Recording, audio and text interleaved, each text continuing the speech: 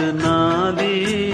பாசம் வைத்ததாலே நீ பயிரை காத்த வேலி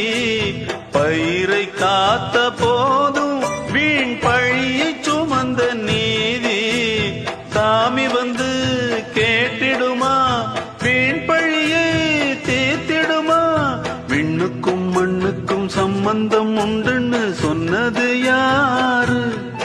அது மன்னவன் பேரு அந்த வானத்தை போல மனம் படைச்ச மன்னவனே